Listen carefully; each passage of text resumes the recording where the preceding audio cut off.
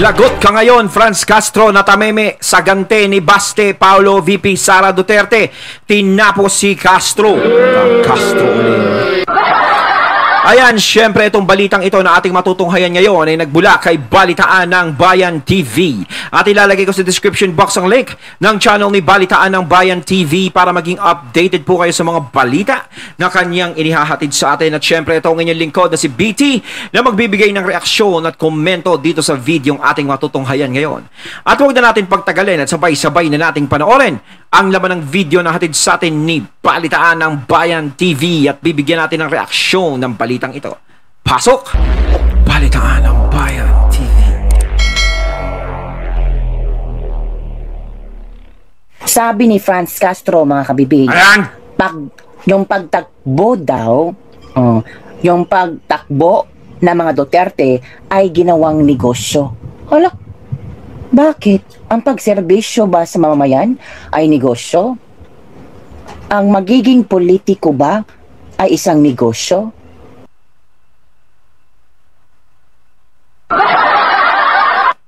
Nako, Franz Castro, mahalata ka. Baka ikaw ginawa mong negosyo. Bakit ito talaga ang ginawa mong statement? Ito talaga yung pagsupalpal mo kay VP Sara. Sabi nila kung ano lang lalabas sa bibig mo, yun ay it really explains who you are. Sa lahat ng mga politikong nagkomento tungkol sa pagtakbo di umano ng mga Duterte sa 2025 election, tanging itong si Franz Castro lamang ang may magandang komento ba? Sinabi niya, pagtakbo, ginawang negosyo. Bakit, Franz Castro? Ang pagiging politiko ba ay isang negosyo? Kaya pala, nagpa-relevant ito si Franz. Pagiging politiko, isang negosyo? Bakit ikaw, politiko ka? Eh di nagne-negosyo ka din. Diyos ko naman, kung mga pagsalita naman talaga. Diba, magsalita ka kung hindi ka politiko. Grabe!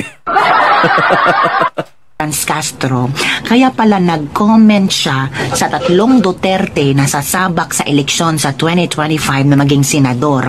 Nag-comment siya na sabi pa niya ginawang negosyo daw ang pagtakbo bilang senador sa 2025. Siya rin pala ay nagsabi na tatakbo din siyang senador sa 2025. So ano na ngayon? Naku po! Sinabi niya na yung tatlo ay parang nagne-negosyo, gagawin negosyo.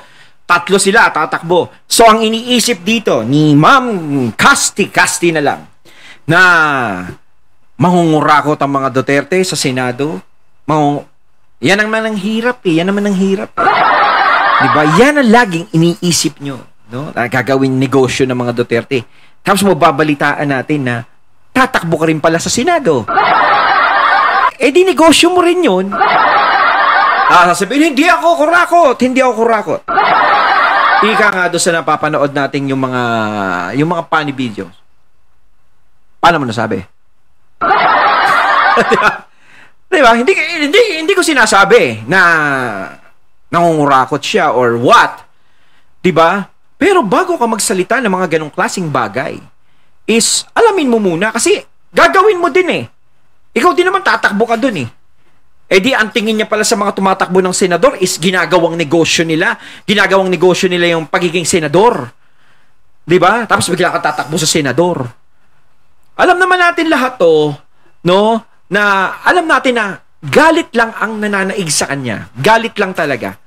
No? Dahil alam niya naman talaga na ang mga Duterte is since day one is kontra sa mga nagiging hakbang niya. At siya naman is kontra sa mga nagiging hakbang ng Duterte. Hindi sila magkakasundo eh. Kasi ayaw ng mga Duterte yung karakas niya. Kung ayaw niya ng karakas ng mga Duterte, ayaw din ng Duterte yung karakas niya.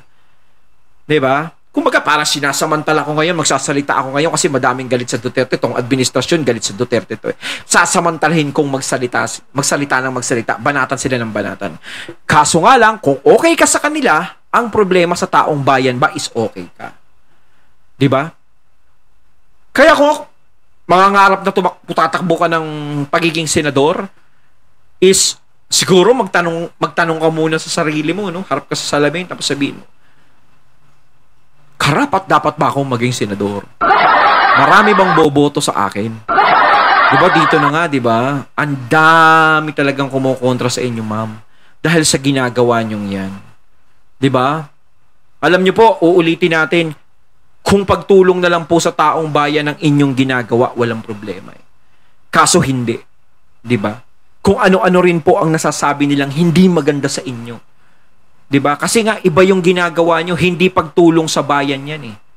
Diba? Ang ginagawa nyo pong trabaho ay kung paano nyo hihilahin ang mga Duterte pababa. Diba? Wala na po kayong ginagawa. Paano pa po kung naging senador kayo? Ano pong gagawin nyo? Duterte na naman. Duterte na naman. Duterte na naman. Kailangan ikulong yan. Kailangan ganun na naman. Yun po ba ang maipapangako nyo sa mga tao? Sa halalan? Na kapag ako nanalo, yung mga Duterte, ipapakulong ko? Di ba po? So paano po kayo iboboto ng mga tao? Ano po yung magandang pwede nyong gawin na makikita ng mga tao para iboto po kayo? Kasi dapat ganun yung isang politikong tatakbo sa senador eh. Di ba? Kailangan may makita silang resibo, pruweba, na meron ka talagang gagawin kapag ikaw ay nanalo. Ano yung gagawin mo? Di ba? Pag ikaw naging senador ka. Yun nga yung sinasabi ko, dito pa nga, Duterte. Duterte. Duterte. Ikulong yan. Ikulong yan. Ikulong yan. Hanggat hindi nakukulong, hindi ko titigilan yan. Wala po kayong magiging trabaho sa Senado. Hindi ko po sa pinapangunahan kung ano po yung ano nyo. Kaso nga lang dito pa lang is nakikita na po ng taong bayan kung ano yung ginagawa nyo. At ano ba ang problema kung tumakbo yung 3 Duterte? Karapatan nila yun. Diba? Sinabi ko nga kahapon. Hindi naman siguro intensyon ng mga Duterte na tumakbo ng sabay-sabay sa Senado kung hindi sila pilit itinulak dyan papunta ng ganun. Tinulak sila eh. Diba? Kaya nga sa FPRRD, yung pa lang eh, diba? Is hindi na dapat siya tumakbo eh. Dapat sa kanya nagpapahinga na lang eh. Nagre-relax na lang sa bahay. Diba? Dapat ganun. Ano pong ginagawa nyo sa kanya? Anong ginagawa nyo sa kanila? Patuloy nyo pa rin silang binabanatan. Patuloy nyo pa rin silang gustong kasuhan. Ang katahimikan nila ay kinakalampag nyo. So eto, nagising sila, nag-ingay sila, tatakbo sila, naaalarma na kayo. Kayo din po ang may gawa sa sarili nyong multo. Diba? Kayo yung gumawa ng ikatatakot nyo. Pero kung hindi kayo gumawa ng ikatatakot nyo, walang lalabas na 3 multo. Diba? Kita nyo, hindi lang isa yan, 3 yan. Kung yung 3 yan manalo, di yan na. Tapos sa 2028, ang maging presidente, yung isa pa, di sumakit na ulo. Diba? Kayo yung may problema, kayo yung nagtulak at nagpilit sa kanila na gumawa ng ganyang hakbangin. Diba? Kahit hindi gusto ng mga Duterte, pinilit nyo sila. Diba? Pinilit nyo eh. Hindi naman tatakbo ng ganyan yan eh. Para sa akin, hindi ko masasabi na sakim sila. Tatakbo silang 3 kasi mga sakim yan. Hindi. Pinilit nyo. O sabi nyo, paano pinilit? Hindi namin pinipilit. Tumakbo kayo. Hindi po. Pinilit nyo sa paraang alam nyo. Alam nyo kung ano yun? Ayaw nyo silang tigilan. Ayaw nyo silang tantanan. Saan sila lulugar? Di lalabanan na lang nila kayo. Babalik sila sa posisyon. Aabutin nila kung ano yung posisyon nyo. Sabay makikipagsabayan sa inyo. Ganun yun. Diba? Kayo yung nagtulak sa kanila para mapunta dyan. Kayo may kasalanan. Hindi yung mga Duterte. Diba? Di, kayo na naman ang may problema. Ginawa mo ring negosyo ang pagtakbo bilang senador? Bumerang yata yung mga sinasabi mo, Franz Castro. Di ba, ikaw yung nagsabi na itong mga Duterte, sinabihan mo pa nga si Sara Duterte na Anong sabi mo? Basahin ko ha. Nandito yun. Talagang sinave ko yung sinabi mo tungkol kay Sara Duterte. Sabi niya, ginawang negosyo ang pagtakbo sa politika. Ay, so ikaw din, ginawa mo din negosyo kasi nagpaplano kang tumakbong senador. Ito mga kabibig, Representative Franz Castro to run for Senate in 2025. Ikaw pala, nag-ambisyon ka rin, ha? Di ba? Ayan, sinabi na ni Kabibig. Si Kabibig yun. Manalo ka. Hari nawa, manalo po kayo, ma'am. Di ba? Hari nawa. Di ba? Sana magkaroon ng himala! Ang himala ay nasa puso ng tao! Ay, ewan ko nga ba. Alliance of Concerned Teachers Act Representative Franz Castro on Wednesday announced that she will run for senator in 2025 midterm elections. Mama, magne-negosyo ka din, ha? Speech during the 42nd anniversary of ACT, she said that her decision was a response to an open letter she received from teachers, urging her to take the battle for education reforms to the Senate. Meron palang mga grupo ng mga maestra pa na nagsulat kay Castro na, Madam Castro, kailangan ka namin sa edukasyon. Tatakbo kang senador para sa amin para magkaroon ng education reforms sa Senado. Matagal na po kayo nakaupo sa Kongreso. Ano bang nagawa niyo for education reforms? Kailangan ba talagang tumakbong senador para magkaroon ng education reforms? Meron bang nagawa? Meron bang nangyari? Pruweba naman dyan, ma'am. Kailangan ng pruweba. Di ba? Kasi para sa akin, kung meron talaga siyang nagawang maganda, di ba? Kung nagawang maganda, siguro nasa DepEd na yan. Di ba? Kaso nga lang, parang hindi siya pinapansin sa atin, hindi siya kinukuha. Ibig sabihin, pag hindi ka kinukuha, walang.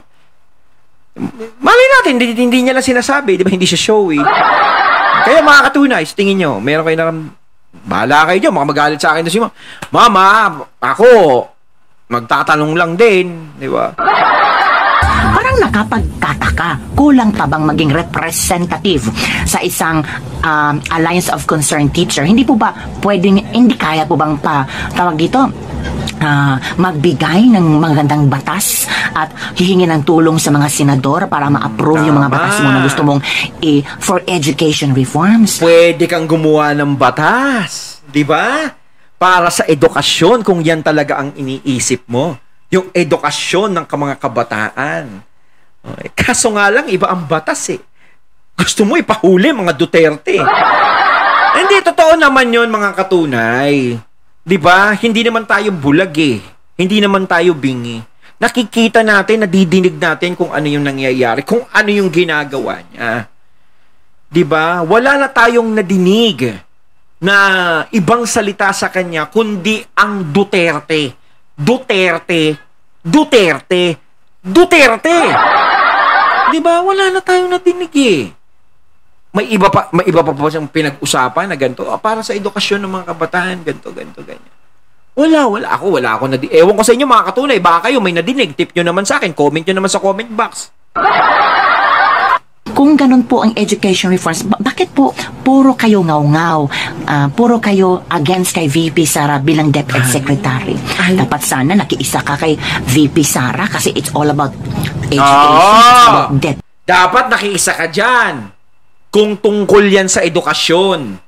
Kaso alam naman natin hindi. Dahil talagang allergic siya sa mga Duterte. Pero parang nahalata namin na ayaw mo kay VP Sara. Diba? Napaka-pangit naman po. Tingnan natin na you are fighting for education reforms pero nung DepEd Secretary si VP Sara parang hindi mo siya gusto. Naramdaman naming mga guro din, Franz Castro. Insecure po ba kayo? Ito pa. Being the voice of teachers. Ay, si Franz Castro pala. Ang voice of teachers in Congress. Castro also said that she wanted to continue pushing for genuine reforms in a higher capacity as a public servant. genuine reforms? Bakit hindi naramdaman ng mga guro na merong mga reformang nangyari sa edukasyon? Sabi ni Castro, gusto natin through the Makabayan magkaroon ng alternative din sa eleksyon. Hindi tayo nasasapatan ng mga sa nangyayaring bangayan lang sa mga naghaharing uri. Marcos versus Duterte at iba pa. Ito na naman, gamit na naman ang Marcos versus Duterte. Hanggang kailan kaya nila gagamitin ang mga apelyidong ito para maging relevant sila? Pwede po bang hindi nyo lang gamitin yung Marcos versus Duterte? Kung talagang gusto nyo ang education reform, hindi po ba pwede na it's all about education ang inyong maging plataforma? Hindi po ba? Dapat kasi talaga ibahin niya na yung taktika niya. 'Di ba? Lalong-lalo na yan kung tatakbo siya sa mataas na posisyon, senador. 'Di ba? Ganun po, mami. Ibahin niyo na po yung taktika niya. Kung gusto niyo maglingkod sa bayan, kung gusto niyo magpahalagahan ng edukasyon, is gumawa po kayo ng maayos, gumalaw po kayo ng maayos, at kung ayaw nyo ng may marinig kayong hindi maganda sa mga tao. 'Di ba? Kaya nga kayo nandiyan, nanunungkulan kayo, binoto kayo ng mga tao, nandiyan kayo sa posisyon, kasi nagtitiwala po sa inyo lahat ng mga tao na bumoto sa inyo. Ngayon, kung may nagtutulak po sa inyo sa Senado na tumakbo, dahil kailangan ka namin sa edukasyon, kailangan ka namin ng ganito, bakit hindi nyo patunayan? 'Di ba? Kaysa trabahuhin nyo is puro Duterte, kasi yun lang talaga yung nakikita natin. Baka po pag natalo kayo sa senador, baka sabihin nyo, dinaya kayo ng mga Duterte kahit wala sila sa administrasyon. Diba? Pwedeng iwaglit nyo po yung medyo kanigahan nyo po tungkol sa Marcos versus Duterte. Nakakaumay po, nagagamitin nyo lang po ang mga pangalan nila para pag-usapan, para marami kang makuha na boto sa mga bashers ng mga Marcos at Duterte. Sabi pa ni Franz Castro, may ibang oposisyon pero gusto natin isulong ang tunay na pagbabago. Pagbabago na naman. Tunay na pagbabago. Puro na lang pagbabago. Sa sobrang pagbabago, ito nangyari.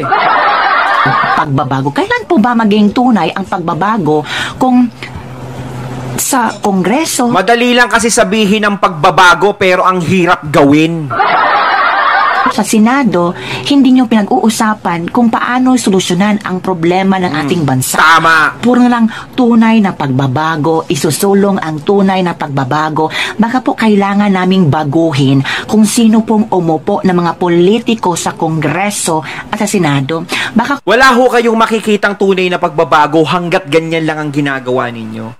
Hanggat hindi nyo pinag-uusapan yung tungkol sa mga Pilipino, yung problema ng bansa natin, walang pagbabago na mangyayari kung kayo po ay abalang-abala na ipakulong ang mga Duterte. Puro ganun na lang. 'Di ba? Ano yung magiging pagbabago dun? 'Di ba? Wala. Luma pa rin lahat. Kung gusto nyo ng pagbabago, ibahin nyo.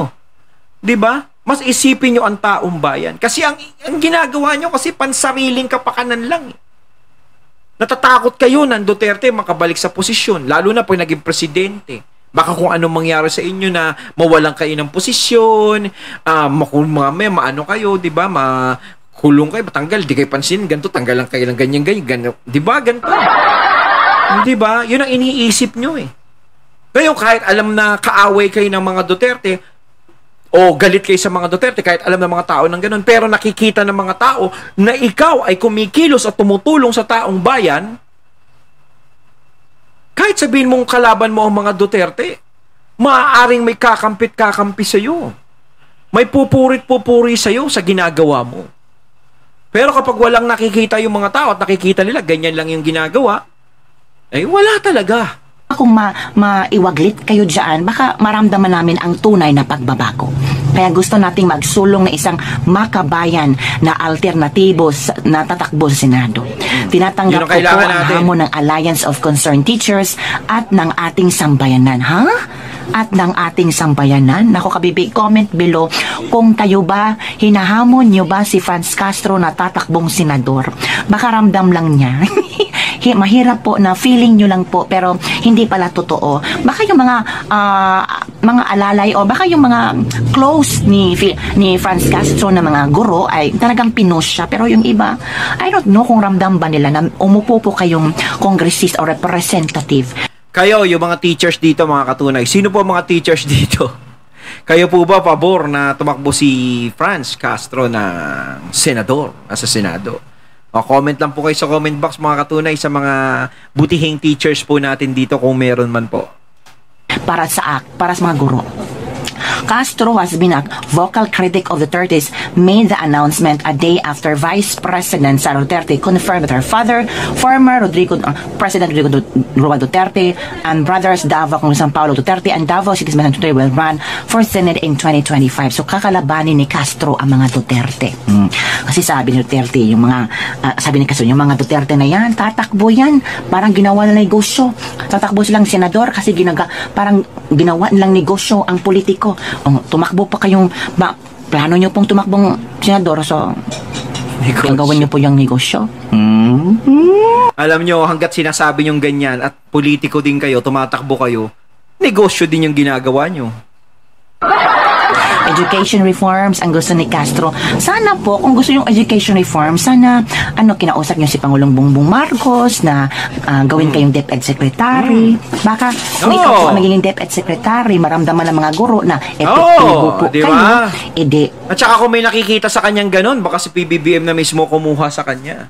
O, diba? Kaso parang umiiwas sa swerte. Kung tatakbo ko kayong senador, mas maraming mga guro na boboto sa inyo. Diba? Pero masyadong ambisyoso. Yan po ang mga reaksyon ng ating mga netizen. Nashock po sila sa gusto ni Franz Castro, mga kabibig, na tatakbo siyang senador. Nako, Franz Castro, isa ka sa mga iinodoro namin. Hindi namin iboboto si Franz Castro knowing her. Makabayan Black, nako, 0 votes. Yan. Ayon, at ating natunghayan ng video na nagbula kay Balitaan ng Bayan TV at syempre yung boses na yun na nagbula kay Kabibig. Kayo mga katunay, pabor ba kayo doon? Comment lang po kayo sa comment box. So once again, I'm BT and I'm out. Peace.